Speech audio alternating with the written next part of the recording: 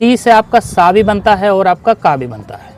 आमतौर पर ऐसा होता है, देखो सी के बाद में जब ई आता है या आई आता है उस वक्त में सी की आवाज़ सा से निकलती है और वरना का से निकलती है। वो भी ऐसा भी हमेशा नहीं होता। उसकी मैं मिसाल देता हूँ। देखो जैसे मिसाल के तौर पर ये क्या लिख रहा है, सर्कल।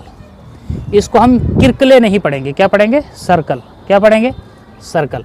तो देखो यहाँ पर सी से आवाज़ जो है वो किसकी आ रही है, सा की। अभी मैंने कहा सी के बाद में अगर आई आता है तो फिर क्या पढ़ते हैं उसको, उसकी आवाज़ आमतौर पर क्या होती है, सा होती है।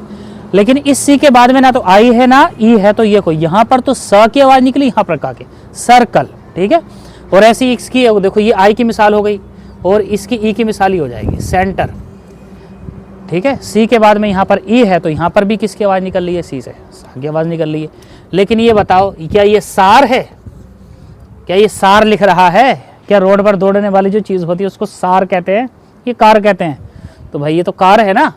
तो यहाँ पर इसको इस वजह से सी से यहाँ पर सा की नहीं बल्कि का की आवाज़ निकल रही है। तो क्यों, क्योंकि यहाँ पर सी के बाद में तो ना तो भाई ई है और ना आई है, और सी के बाद में ई आई होता है तो आमतौर पर उस वक्त में उसकी आवाज़ सा निकलती है। और मैंने आमतौर पर जो बोला है ना, इसको ध्यान में रख लियो, ये एब्सोल्यूट नहीं है। ऐसा नहीं कि जहाँ पर भी सी के बाद में ई आ रहा है तो हमेशा सा ही होगा, ये आई आ रहा है तो हमेशा सा ही होगा, ऐसा नहीं है।